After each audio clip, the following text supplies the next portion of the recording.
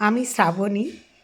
আমার কবিতার চ্যানেলে আজ আমি আমার লেখা স্বরচিত একটি গল্প পাঠ করছি। গল্পটি বিষয়বস্তু হচ্ছে অসহায়তার একটা মেয়ে তার জীবনে কিভাবে নেমে আসে, কিভাবে সে অসহায় হয়ে ওঠে। পুরুলিয়ার এক প্রত্যন্ত গ্রামের আদিবাসী পাড়ার মেয়ে রূপা, তার জীবনী আমার এই গল্পে তুলে ধরেছি। গল্পটা শুনুন, আশা করি ভালো লাগবে। পুরুলিয়া জেলার প্রত্যন্ত একটি গ্রাম, সেখানে আদিবাসী পাড়ায় থাকে একটি যুবতী মেয়ে। তার নাম রূপা। গায়ের রং কালো, কিন্তু শরীরের গঠন খুব ভালো। সারা গ্রামে সবার আদরের মেয়ে ছিল রূপা। বনো ফুল তুলে মাথায় গুঁজে সাজতে খুব ভালোবাসত। কাঁসাই নদীর ধারে ঘুরে ঘুরে বালির চরে বসে ঘর বানাতো। বাবা মায়ের বড় আদরের এই মেয়ে রূপা। পাড়ার কয়েকটি মেয়ে ছিল তার প্রাণের বন্ধু। রূপার মনটা ছিল নরম, সে সহজেই সকলকে আপন করে নিতে পারে। রূপাকে গ্রামের সবাই খুব ভালোবাসত। বড় মেয়ের ভালো ঘরে বিয়ে দিয়ে নিশ্চিন্ত বাবা মা।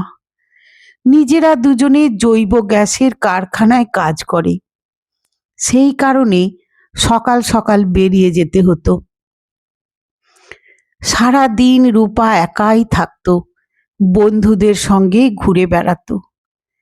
গ্রামের লোকেরাই ছিল তার বাবা মায়ের ভরসা।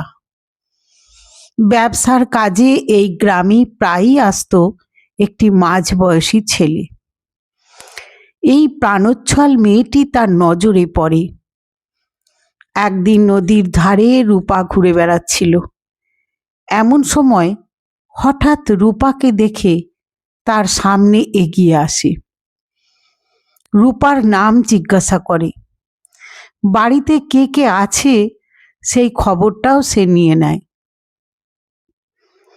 একটি একটি করে দিন চলে যায়।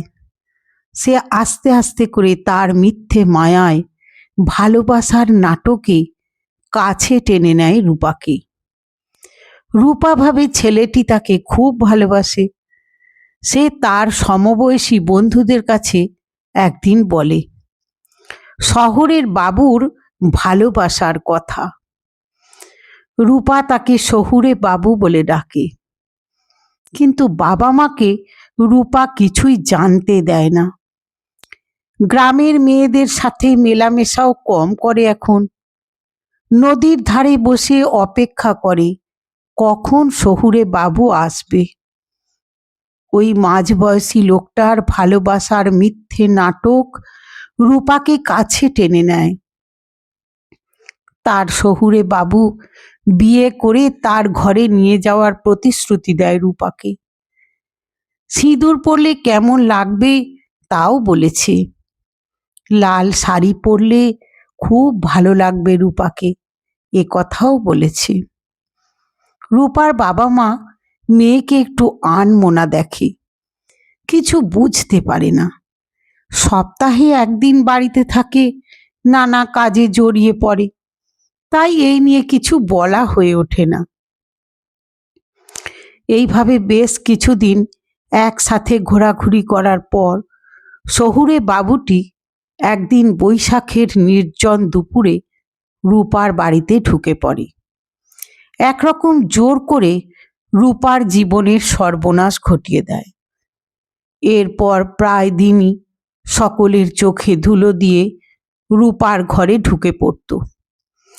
রূপাকে বলেছিল একটা মাস পরে তার বাবা মায়ের কাছে বিয়ের কথা বলে দিন স্থির করবে। রূপা ভালোবাসার আবেগে অন্ধ হয়ে গিয়ে মা বাবাকে তার সর্বনাশের কথাটা চেপে যায়। যখন গ্রামের লোক বুঝতে পেরে রূপার মা বাবাকে জানানোর কথা কানাকানি শুনতে পেল, রূপার শহুরে বাবু তারপর থেকে ওই গ্রামে আর কখনো আসেনি। রূপা এখন খাওয়া দাওয়া ছেড়ে পাগলের মতো অপেক্ষা করে সেই শহুরে বাবুর জন্য। বাবা মা জিজ্ঞেস করলে বলে তার বিয়ে হয়ে গেছে। অবাক হয়ে তাকিয়ে থাকে গ্রামের লোকে, বলে এত সুন্দর ফুলের মতো নরম মনের মেয়েটির কি যে হলো। তবে শহুরে বাবু তার জীবন নিয়ে তামাশা করেছে এটা বুঝতে কারু বাকি থাকে না। রূপা আস্তে আস্তে মনের ভারসাম্য হারিয়ে ফেলে। সেই প্রাণোচ্ছল মেয়েটি আজ একটি পাগড়ি। সবাই তাকে নিয়ে তামাশা করে। ভালোবাসা কি অপরাধ? এ কথা সবাইকে প্রশ্ন করে। বিশ্বাস করা কি অন্যায়? এ কথা সবাইকে জিজ্ঞাসা করে। বাবা মা চোখের জলে বুক ভাসায়। তাদের আদরের রূপাকে নিয়ে সকলে তামাশা করে দেখে। ঈশ্বর, তুমিও সেই অমানুষটিকে ক্ষমা করো না, যে আমাদের সকলের চোখে ধুলো দিয়ে রূপার জীবন নিয়ে খেলা করেছে। অনেক ডাক্তার বদ্যি ঠাকুর দেবতা করেও রূপার মনের ভারসাম্য ফিরে আসেনি।